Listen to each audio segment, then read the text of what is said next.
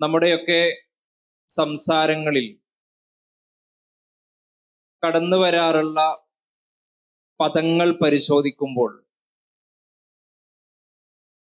നാം ഒരുപാട് ഉച്ചരിക്കുന്ന ചില വാക്കുകളാണ് ഞാൻ എന്ന പദം, അതേപോലെ എൻ്റെ എന്ന വാക്ക്. ദിനേനയുള്ള നമ്മുടെ സംസാരങ്ങളിലും സംഭാഷണങ്ങളിലുമെല്ലാം ആവർത്തിച്ചാവർത്തിച്ച് നാം ഉച്ചരിക്കുന്ന വാക്കുകൾ. ഇവിടെ ഞാൻ എന്ന് പറയുമ്പോൾ, എൻ്റെ എന്ന് പറയുമ്പോൾ വാസ്തവത്തിൽ എന്താണ് ഉദ്ദേശിക്കുന്നത്? എൻ്റെ ശരീരമാണോ, അതല്ല മറ്റെന്തെങ്കിലുമാണോ? അവിടെ നമ്മൾ മനസ്സിലാക്കേണ്ട വളരെ പ്രധാനപ്പെട്ട ഒരു കാര്യം, മനുഷ്യൻ എന്നത് രണ്ട് ഘടകങ്ങൾ കൂടി ചേർന്നതാണ്. ഒന്ന് ആത്മാവ് അഥവാ റൂഹ്, രണ്ട് ജസദ് അഥവാ ശരീരം. ഇത് രണ്ടും കൂടിച്ചേർന്നതാണ് മനുഷ്യൻ. അതിൽ ഏറ്റവും പ്രധാനപ്പെട്ടത് ആത്മാവാണ്. അതുകൊണ്ട് തന്നെ ഞാൻ എന്ന് പറയുമ്പോൾ ആത്യന്തികമായ, അല്ലെങ്കിൽ അതിന്റെ അന്തസത്ത എന്ന് പറയുന്നത് നമ്മുടെ ആത്മാവാണ്. എൻ്റെ എന്ന് പറയുമ്പോൾ, അല്ലെങ്കിൽ എൻ്റെ ആത്മാവാണ് ശരിക്കുമുള്ള ഞാൻ എന്ന് നമ്മൾ മനസ്സിലാക്കേണ്ടതുണ്ടോ? അവിടെ ആത്മാവിനെ വഹിക്കാനുള്ളൊരു വാഹനമാണ് യഥാർത്ഥത്തിൽ ശരീരം. ആത്മാവിന് വസിക്കാനുള്ള ഒരു ഇടം, അതാണ് യഥാർത്ഥത്തിൽ നമ്മുടെ ശരീരം എന്ന് പറയുന്നത്. മാത്രമല്ല ആ ആത്മാവിന് ദുനിയാവിന്റെ കാര്യങ്ങൾ ആസ്വദിക്കുവാനുള്ള ഒരു ഉപകരണം കൂടിയാണ് നമ്മുടെ ശരീരം. ഇവിടെ മനുഷ്യൻ എന്നുള്ളത് ആത്മാവും അതേപോലെ തന്നെ ശരീരവും കൂടി ചേരുമ്പോൾ ആ ആത്മാവിന് അതിൻ്റെതായ ചില പ്രകൃതമുണ്ട്. അതേപോലെ തന്നെ ശരീരത്തിനും അതിൻ്റെതായ പ്രകൃതങ്ങളുണ്ട്. എന്താണ് ആത്മാവിന്റെ പ്രകൃതം? ആത്മാവിന്റെ ശുദ്ധ പ്രകൃതം എന്ന് പറയുന്നത് അത് അള്ളാഹുവിനെ ഇഷ്ടപ്പെടുന്നു എന്നതാണ്. അള്ളാഹുവിനോട് കൂടെ നിൽക്കാൻ, അല്ലെങ്കിൽ അള്ളാഹുവിന്റെ നിയമങ്ങളും നിർദ്ദേശങ്ങളും ഒക്കെ അനുസരിക്കാൻ, അവന് കീഴൊതുങ്ങി ജീവിക്കാൻ താല്പര്യപ്പെടുന്നു നമ്മുടെ ആത്മാവ്. അവനെ ആരാധിക്കാൻ ഇഷ്ടപ്പെടുന്നു നമ്മുടെ ആത്മാവ്. മാത്രമല്ല ആ റബ്ബുമായുള്ള ബന്ധത്തിൽ മാത്രം സംതൃപ്തി കണ്ടെത്തുന്നു നമ്മുടെ ആത്മാവ്. ഇതാണ് ആത്മാവിന്റെ പ്രകൃതം എന്ന് പറയുന്നത്, അതിന്റെ ശുദ്ധ പ്രകൃതം എന്ന് പറയുന്നത് അങ്ങനെയാണ്.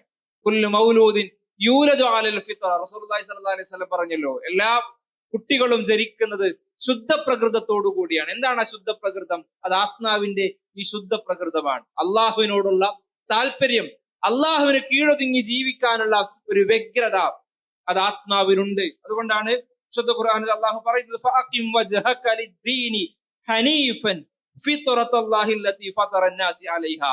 നിങ്ങൾ ദീനിന് കീഴ്പ്പെട്ട് ജീവിക്കുക. എങ്ങനെയുള്ള ദീൻ? നിങ്ങളുടെ ശരീരത്തിൽ, അല്ലെങ്കിൽ നിങ്ങൾക്ക് അള്ളാഹു നൽകിയ ഫിത്രത്തുണ്ടല്ലോ, ആ ഫിത്രത്തായ ദീൻ. നമ്മുടെ ഫിത്രത്ത് എന്ന് പറഞ്ഞാല് ദീനിനെ താല്പര്യപ്പെടുന്ന, ദീനിയായി ജീവിക്കാൻ ആഗ്രഹിക്കുന്ന, അള്ളാഹുവിന് കീഴൊതുങ്ങി ജീവിക്കാൻ വ്യഗ്രതപ്പെടുന്ന ഒന്നാണ് നമ്മുടെ ആത്മാവ്. ആ ആത്മാവിന്റെ ശുദ്ധ പ്രകൃതി എന്ന് പറയുന്നത് അതാണ്.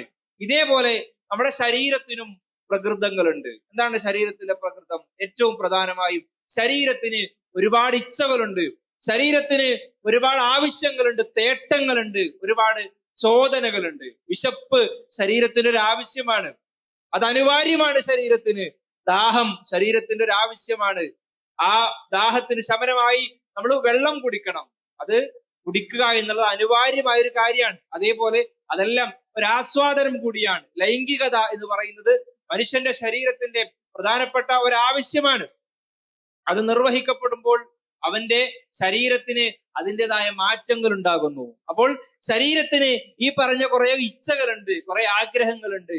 ആ ആഗ്രഹങ്ങളൊക്കെ, അല്ലെങ്കിൽ ആ ഇച്ഛകളൊക്കെ ശരീരത്തിന്റെ നിലനിൽപ്പിന് അനുപേക്ഷണീയമായ കാര്യമാണ്. മാത്രമല്ല അതൊരു തരം ആസ്വാദനം കൂടിയാണ്.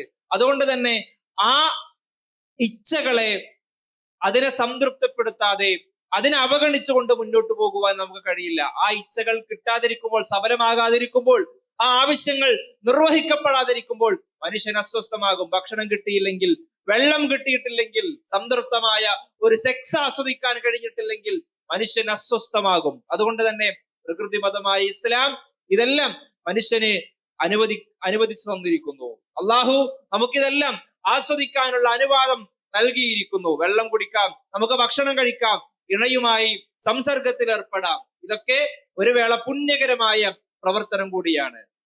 ഇസ്ലാം വരച്ച ചില അതിർവരമ്പുകളുണ്ട്. ആ അതിർവരമ്പുകൾക്കുള്ളിൽ നിന്നുകൊണ്ട് ഇതെല്ലാം നിർവഹിക്കുമ്പോൾ അള്ളാഹുവിന് ഇഷ്ടപ്പെട്ട പരലോകത്ത് പ്രതിഫലാർഹമായ ചില പ്രവർത്തനങ്ങൾ കൂടിയാണ് അത് എന്ന് നമ്മൾ മനസ്സിലാക്കേണ്ടതുണ്ട്. അതിന് അള്ളാഹു പ്രോത്സാഹിപ്പിക്കുന്നു, യാ അയ്യുഹന്നാസ് കുലൂ മിമ്മാ ഫിൽ അർദി ഹലാലൻ ത്വയ്യിബ, നിങ്ങൾ തിന്നോ, ഈ ഭൂമിയിലുള്ള ഹലാലായ ത്വയ്യിബായ കാര്യങ്ങളെല്ലാം നിങ്ങൾ ഭക്ഷിച്ചോ, നിങ്ങൾ നിങ്ങളുടെ ഇണകളുമായി ശാരീരിക ബന്ധത്തിൽ ഏർപ്പെട്ടുകൊള്ളൂ, നിങ്ങൾ വെള്ളം കുടിച്ചുകൊള്ളൂ, ദുനിയാവിലെ നിങ്ങളുടെ ശരീരത്തിന്റെ ഇച്ഛകൾ അള്ളാഹുവിന് അവന് അനുവദിച്ച രൂപത്തിൽ നിങ്ങൾ നിർവഹിച്ചോളൂ എന്നാണ് അള്ളാഹു നമ്മെ പഠിപ്പിക്കുന്നത്. ഞാൻ ഇത് സൂചിപ്പിക്കാനല്ല ഇത്രയും വിവരിച്ചത്, മറിച്ച് നമ്മുടെ ശരീരത്തിന്റെ ഇച്ഛകൾ ചിലപ്പോഴൊക്കെ നമ്മുടെ ആത്മാവിന്റെ ആഗ്രഹങ്ങളെ കവച്ചു വെക്കാറുണ്ട്.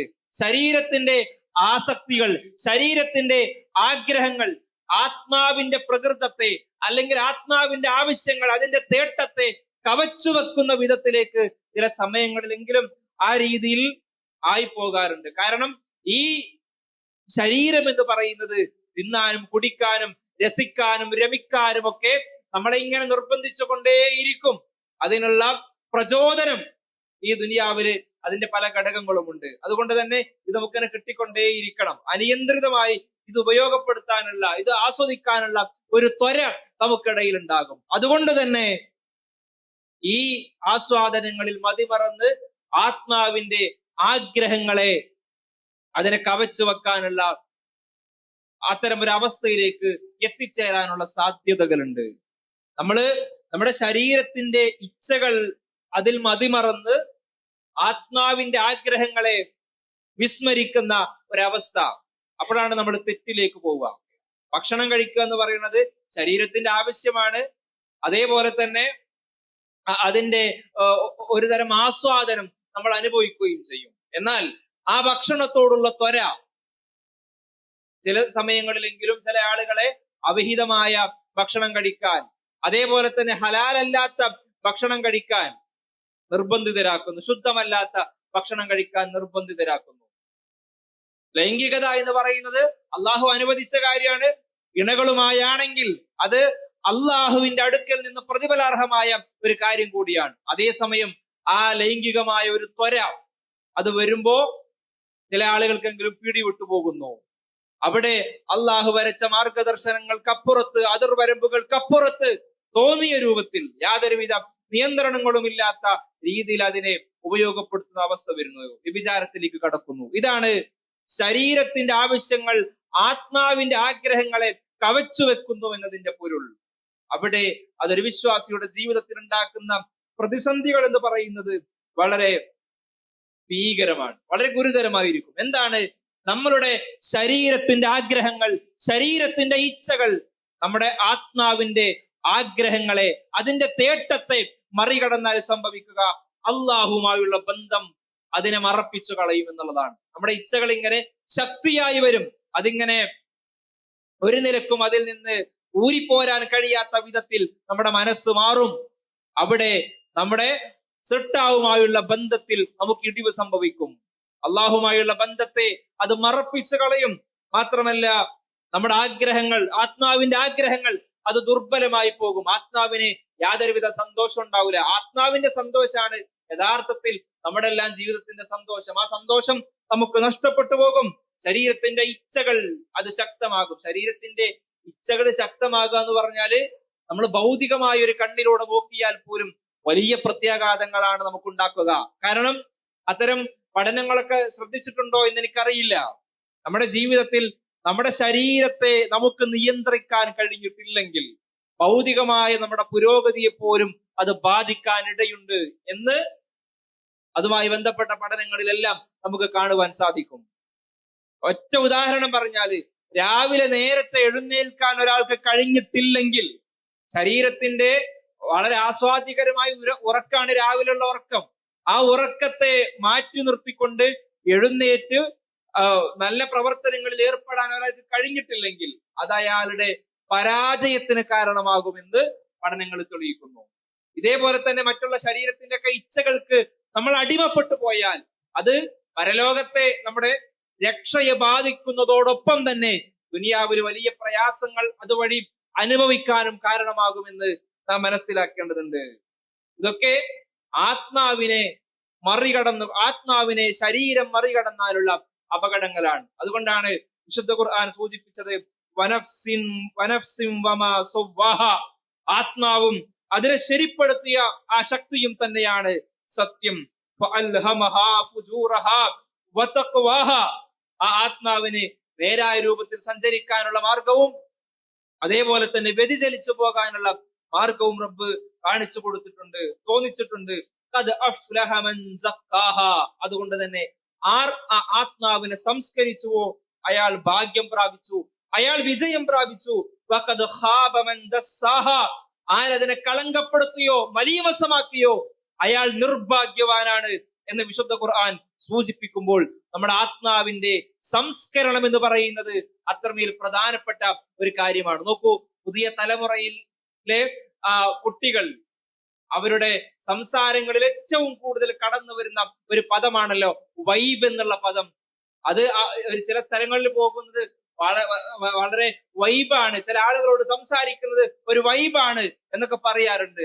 ശരിക്കും ഈ വൈബ് എന്നുള്ള പദം അമേരിക്കയിലൊക്കെ അവിടെയുള്ള 90കളിൽ അവിടുത്തെ കൗമാരവും യുവത്വവും ഉപയോഗിച്ചു തുടങ്ങിയ വാക്കാണ്. അതിന് ഒരു സന്ദർഭം കൂടിയുണ്ട്, സവിശേഷമായ ഒരു സന്ദർഭം, ഒരു സന്ദർഭം കൂടിയുണ്ട്. എന്താണത്? ആ സമയത്ത് അമേരിക്കയിലേക്കുള്ള ചെറുപ്പക്കാർ, കൗമാരപ്രായത്തിലുള്ള ആളുകൾ, അവർ വലിയ ഡാൻസ് ക്ലബുകളിലേക്ക് DJ പാർട്ടിക്ക് വേണ്ടി പോകുന്നു. അവിടെ അത്തരം സദസ്സുകളിലേക്ക് അവർ പോവുക പിന്നെ സിന്തറ്റിക് ലഹരി പോലുള്ള ലഹരി പദാർത്ഥങ്ങൾ ഉപയോഗിച്ചുകൊണ്ടാണ്. അങ്ങനെ പോകുമ്പോൾ ആ ലഹരി പദാർത്ഥത്തിന് അവര് പല പേരും പറയും.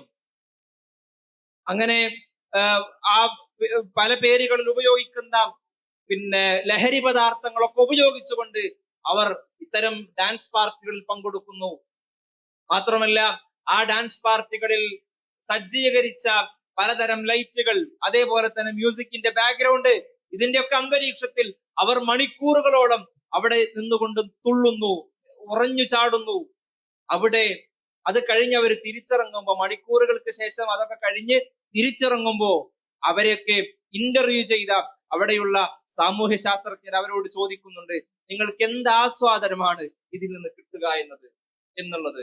ആ സമയത്ത് ആ കുട്ടികൾ പറയുന്ന മറുപടി, ഞങ്ങൾക്കൊരു വൈബ് കിട്ടുന്നു എന്നാണ്.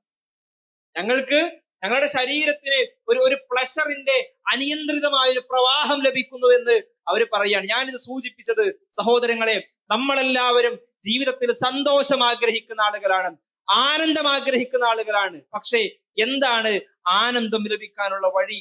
എന്താണ് നമുക്ക് സന്തോഷം ലഭിക്കാനുള്ള വഴി? അത് ശരീരത്തിന്റെ ഏതെങ്കിലും ഇച്ഛകൾ അതിങ്ങനെ അനിയന്ത്രിതമായി ഉപയോഗിക്കുന്നതാണോ? അല്ല എന്നതാണ് ഉത്തരം. നമ്മുടെ കൺമുന്നിൽ തന്നെയുണ്ടല്ലോ. ഒരാൾ ശരീരത്തിന്റെ ആഗ്രഹം കൊണ്ട് ലഹരി ഉപയോഗിക്കുന്നു. ആ ലഹരി കൊണ്ട് അയാൾക്ക് ഏതാനും സമയത്തെ മാത്രം ആനന്ദം ലഭിക്കുന്നു. അതിനപ്പുറത്ത് വലിയ പ്രയാസങ്ങൾ അയാൾക്ക് നേരിടേണ്ടി വരികയും ചെയ്യുന്നു. അവിടെയാണ് ഇസ്ലാമിക പരിപ്രേക്ഷ്യത്തിൽ എന്താണ് സന്തോഷമെന്ന്, എന്താണ് ആനന്ദമെന്ന് നമ്മൾ മനസ്സിലാക്കുമ്പോൾ അത് നമ്മുടെ ആത്മാവിന്റെ സന്തോഷമാണ്, നമ്മുടെ റൂഹിന്റെ സന്തോഷമാണ്, ജീവിതത്തിലെ ആത്യന്തികമായ സന്തോഷം അല്ലെങ്കിൽ ആനന്ദം എന്ന് നാം മനസ്സിലാക്കേണ്ടതുണ്ട്. പക്ഷേ പല ആളുകൾക്കും അത് അനുഭവിക്കാൻ കഴിയുന്നില്ല. ആ റൂഹിന്റെ ആഗ്രഹങ്ങൾ മനസ്സിലാക്കാതെ ശരീരത്തിന്റെ ഇച്ഛകളിൽ മാത്രം അഭയം പ്രാപിച്ച് ജീവിതത്തിൽ നൈമിഷികമായ ചില സന്തോഷങ്ങളിലൂടെ മാത്രം കടന്നു ചെന്ന് വലിയ കുറ്റബോധങ്ങളിലൂടെ ജീവിതത്തെ കൊണ്ടുപോകുന്ന ആളുകൾ, അവിടെയാണ് നമ്മൾ മനസ്സിലാക്കേണ്ടത് നമ്മുടെ ജീവിതത്തിന്റെ യഥാർത്ഥമായ ആനന്ദം എന്ന് പറയുന്നത് അത് നമ്മുടെ ആത്മാവിന്റെ ആനന്ദമാണ് എന്ന്. ആ ആനന്ദം ഉപയോഗപ്പെടുത്താൻ, അനുഭവിക്കാൻ നമുക്ക് കഴിയേണ്ടതുണ്ട്. അതിന് കഴിയാത്ത ആളുകൾ ശരീരത്തിന്റെ ഇച്ഛകളിൽ മാത്രം അഭയം പ്രാപിക്കുന്ന, ആ നിലക്ക് തിന്നും കുടിച്ചും രസിച്ചും മാത്രം അള്ളാഹു വിലക്കിയ മാർഗങ്ങളിലൂടെ മാത്രം സഞ്ചരിക്കുന്ന ആളുകൾ, അവരെ കുറിച്ച് അള്ളാഹു പറയുന്നുണ്ട്. നരകത്തിന്റെ ആളുകൾ, നരകത്തിന്റെ അവകാശികളായ ആളുകൾ, അവരുടെ പ്രത്യേകതകൾ പറയുമ്പോൾ അള്ളാഹു പറയാണ്, അവർക്ക് ഹൃദയമുണ്ട്. ലഹും ഖുലൂബുൻ ലാ യഫ്ഖഹൂന ബിഹാ, അവർക്ക് ഹൃദയങ്ങളുണ്ട്, പക്ഷെ അവർ മനസ്സിലാക്കുന്നില്ല. അവർക്ക് കണ്ണുകളുണ്ട്, അവർ കണ്ട് മനസ്സിലാക്കുന്നില്ല. അവർക്ക് കാതുകളുണ്ട്, അവർ മനസ്സിലാക്കുന്നില്ല. അവരിങ്ങനെ അവർക്ക് തോന്നിയതുപോലെ അവരുടെ ഇച്ഛകൾക്കനുസരിച്ച് ജീവിതത്തെ ഇങ്ങനെ മുന്നോട്ട് കൊണ്ടുപോയി.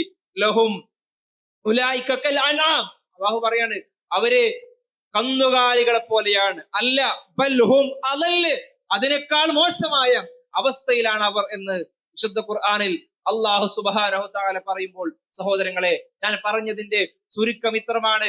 മനുഷ്യൻ എന്നുള്ളത് ആത്മാവും ശരീരവും കൂടി ചേർന്നതാണ്. ആത്മാവിന്റെ പ്രകൃതം എന്ന് പറയുന്നത് അള്ളാഹുവിനെ ഇഷ്ടപ്പെടുന്ന, അള്ളാഹുവിന് കീഴൊതുങ്ങി ജീവിക്കാൻ ആഗ്രഹിക്കുന്ന പ്രകൃതമാണ് ആത്മാവിൻ്റെത്. അതേസമയം ശരീരത്തിന് ഒരുപാട് ഇച്ഛകളുണ്ട്. അവിടെ ശരീരത്തിന്റെ ഇച്ഛകൾ ആത്മാവിന്റെ ആഗ്രഹത്തെ വിസ്മരിച്ചുകൊണ്ട് ജീവിച്ചാൽ അവിടെ ആ സന്തോഷം എന്ന് പറയുന്നത് വളരെ നൈമിഷികമായിരിക്കും. പരലോകത്ത് ഗുരുതരമായ വില നാം അതിന് നൽകേണ്ടിയും വരും. അതേസമയം ആത്മാവിന്റെ ആഗ്രഹങ്ങളെ മനസ്സിലാക്കി അതിന്റെ ശുദ്ധ പ്രകൃതത്തിലേക്ക് നമ്മൾ മടങ്ങിയാൽ തീർച്ചയായും അവിടെ നമ്മൾ അനുഭവിക്കുന്ന ആനന്ദം എന്ന് പറയുന്നത്, സന്തോഷം എന്ന് പറയുന്നത് വളരെ വലുതായിരിക്കും. ആ രീതിയിൽ ആത്മാവിന്റെ ശുദ്ധ പ്രകൃതിയിലേക്ക് മടങ്ങാൻ അള്ളാഹു നമ്മെ അനുഗ്രഹിക്കുമാറാകട്ടെ. ആത്മാവിന്റെ ശുദ്ധ പ്രകൃതിയിലേക്ക് മടങ്ങുമ്പോൾ അവിടെയാണ് നമുക്ക് ആത്യന്തികമായ ആനന്ദം കൈവരിക്കാൻ കഴിയുക എന്നും പരലോകത്ത് രക്ഷ ലഭിക്കുവാൻ സാധിക്കുക എന്നുമാണ് സൂചിപ്പിച്ചത്. ആ നിലക്ക് നമ്മുടെ ആത്മാവിനെ, നമ്മുടെ റൂഹിനെ അതിന്റെ ശുദ്ധ പ്രകൃതിയിലേക്ക് മടക്കിയെടുക്കാനുള്ള പരിശീലന കളരിയിലേക്കാണ് ഇൻഷാ അല്ലാഹ് നമ്മൾ പ്രവേശിക്കാനിരിക്കുന്നത്. പരിശുദ്ധ റമദാൻ സമാഗതമാവുകയാണ്. ഏതാനും ദിവസങ്ങൾ മാത്രമേ ഇനി ബാക്കിയുള്ളൂ. യഥാർത്ഥത്തിൽ എന്താണ് നോമ്പ് ഒരു വിശ്വാസിയുടെ ജീവിതത്തിൽ ഉണ്ടാക്കുന്നത് എന്ന് നമ്മൾ ആലോചിക്കേണ്ടതുണ്ട്. നമ്മുടെ ജീവിതത്തിൽ അള്ളാഹു നമുക്ക് അനുവദിച്ചു തന്ന കാര്യങ്ങൾ, നമ്മുടെ ശരീരത്തിന് അനിവാര്യമായ കാര്യങ്ങൾ, നമ്മുടെ ശരീരത്തിന്റെ ആസ്വാദനങ്ങൾ കൂടിയായ ചില കാര്യങ്ങൾ, ആ കാര്യങ്ങൾ ഒരു സമയത്തേക്ക്, ഒരു നിശ്ചിത സമയത്തേക്ക് മാറ്റിവെക്കുവാൻ, പകൽ സമയത്ത് അതിനെ ഒഴിവാക്കുവാൻ, നിയന്ത്രിക്കുവാൻ, വർജിക്കുവാൻ അള്ളാഹു നമ്മളോട് ആവശ്യപ്പെടുകയാണ്. അത് നമ്മൾ ചെയ്യുമ്പോൾ അതിലൂടെ നമ്മൾ യഥാർത്ഥത്തിൽ പരിശീലിക്കുന്നത് എന്റെ ജീവിതത്തിൽ അള്ളാഹു എനിക്ക് അനുവദിച്ചു തന്ന കാര്യങ്ങളെ പോലും അവന്റെ തൃപ്തിക്ക് വേണ്ടി മാറ്റിവെക്കാൻ, എന്റെ ശരീരത്തെ അതിനനുസരിച്ച് മെരുക്കിയെടുക്കാൻ, എന്റെ ആത്മാവിന്റെ ആഗ്രഹത്തിനനുസരിച്ച് ശരീരത്തെ ചിട്ടപ്പെടുത്താൻ കഴിയും, അതിനെനിക്ക് കഴിയണം. ആ രൂപത്തിലുള്ള പരിശീലനമാണ് യഥാർത്ഥത്തിൽ നോമ്പ് നമ്മുടെ ജീവിതത്തിൽ ആ രൂപത്തിലാണ് ഇടപെടുന്നത് എന്ന് നാം മനസ്സിലാക്കേണ്ടതുണ്ട്. അതുകൊണ്ട് തന്നെ പരിശുദ്ധ റമദാനെ നമ്മൾ സ്വീകരിക്കാൻ ഒരുങ്ങുമ്പോൾ ആ ഒരു കാര്യം നമ്മുടെ മനസ്സിൽ ഉണ്ടാവേണ്ടതുണ്ട്. എന്റെ ജീവിതത്തിൽ ഞാൻ എന്റെ ശരീരത്തിന്റെ ഇച്ഛകൾക്ക് വശംവദനായി ചെയ്തുകൊണ്ടിരിക്കുന്ന പാപങ്ങൾ, തെറ്റുകൾ, അള്ളാഹു വിരോധിച്ച കാര്യങ്ങൾ, അത് നിയന്ത്രിക്കാൻ, അതിനെ ഒഴിവാക്കാൻ, അതിന്റെ ജീവിതത്തിൽ നിന്നും അതിനെ പറിച്ചു കളയാനുള്ള പരിശീലന കളരിയാണ് പരിശുദ്ധ റമദാൻ. അതിനാണ് ഞാൻ തയ്യാറെടുക്കുന്നത് എന്ന ബോധ്യം റമദാൻ വരുന്നതിന് മുമ്പ് നമ്മുടെ മനസ്സിനെ ആ രീതിയിൽ നമ്മുടെ മനസ്സ് മാറിയിരിക്കേണ്ടതുണ്ട്. അള്ളാഹു നമ്മെ അനുഗ്രഹിക്കുമാറാവട്ടെ. അള്ളാഹുവെ, ഞങ്ങൾ ചെയ്ത ചെറുതും വലുതുമായ മുഴുവൻ തെറ്റുകുറ്റങ്ങളും നീ പുറത്ത് മാപ്പാക്കി തരണമേ റഹ്മാനെ. അള്ളാഹുവെ, ഞങ്ങൾ ചെയ്ത മുഴുവൻ സ്വാലിഹായ അമലുകളും നീ സ്വീകരിച്ച് അർഹമായ പ്രതിഫലം നൽകി ഞങ്ങളെ നീ അനുഗ്രഹിക്കണമേ റഹ്മാനെ. അള്ളാഹുവെ, സഹിക്കവയ്യാത്ത വേദനകൾ കൊണ്ട്, കഠോരമായ രോഗങ്ങൾ കൊണ്ട് പ്രയാസപ്പെടുന്ന ഒരുപാട് ആളുകളുണ്ട്. നാഥ, അവരുടെ രോഗങ്ങൾ നീ ശിഫയാക്കണമേ റഹ്മാനെ. അള്ളാഹുവെ, അവരുടെ വേദനകൾ നീ ലഘൂകരിക്കണമേ റഹ്മാനെ. അള്ളാഹുവെ, ഞങ്ങളിൽ നിന്ന് മരണപ്പെട്ടു പോയ ഒരുപാട് ആളുകളുണ്ട്. ഈ ദിവസം പോലും മരണപ്പെട്ട ഇസ്ലാഹി പ്രവർത്തകരായ ആളുകളുടെ കുടുംബാംഗങ്ങൾ നാഥ അവരുടെ ഖബർ ജീവിതം നീ വിശാലമാക്കണമേ റഹ്മാനെ. അള്ളാഹുവേ അവരെയും ഞങ്ങളെയും നീ നിന്റെ ജന്നാത്തുൽ ഫിർദൗസിൽ ഒരുമിച്ച് ചേർക്കണമേ റഹ്മാനെ. അള്ളാഹുവേ ജീവിതത്തിന്റെ എല്ലാ പ്രയാസങ്ങളിൽ നിന്നും ദുരിതങ്ങളിൽ നിന്നും ഞങ്ങളെ നീ രക്ഷിക്കണമേ റഹ്മാനെ. അള്ളാഹുവേ സാമ്പത്തികമായ പ്രയാസങ്ങളിൽ നിന്ന് കടബാധ്യതകളിൽ നിന്ന് ഞങ്ങളെ നീ രക്ഷിക്കണമേ റഹ്മാനെ. അള്ളാഹുവേ ഞങ്ങളുടെ മാതാപിതാക്കൾക്ക് മേൽ എപ്പോഴും നിന്റെ കാരുണ്യം വർഷിക്കണമേ റഹ്മാനെ. അള്ളാഹുവേ ഞങ്ങളുടെ കുടുംബത്തിൽ ഇണകളിൽ മക്കളിൽ ഞങ്ങൾക്ക് നീ കൺകുളിർമയും സമാധാനവും പ്രദാനം ചെയ്യണമേ റഹ്മാനെ. അള്ളാഹുവേ എല്ലാവിധ അനുഗ്രഹങ്ങളും ഞങ്ങളുടെ ജീവിതത്തിൽ നീ നൽകണമേ റഹ്മാനെ. നിനക്ക് നന്ദിയുള്ള അടിമകളാക്കി ആ രൂപത്തിലുള്ള മനസ്സ് ഞങ്ങൾക്ക് നീ നൽകണമേ റഹ്മാനെ. നിന്റെ ആത്മാവിന്റെ ശുദ്ധ പ്രകൃതിയിലേക്ക് മടങ്ങിപ്പോകാനുള്ള ഒരു പരിശീലന കളരിയായി വരാനിരിക്കുന്ന റമദാനിനെ ഉപയോഗപ്പെടുത്താൻ ഞങ്ങൾക്ക് നീ ആയുസ്സും ആരോഗ്യവും തൗഫീഖും നൽകണമേ റഹ്മാനെ. اللهم اغفر للمؤمنين والمؤمنات والمسلمين والمسلمات. اللهم اجرنا من النار. اللهم اجرنا من النار. اللهم اجرنا من النار. اللهم اعز الاسلام والمسلمين واذل الشرك والمشركين. ربنا آتنا في الدنيا حسنة وفي الآخرة حسنة وقنا عذاب النار.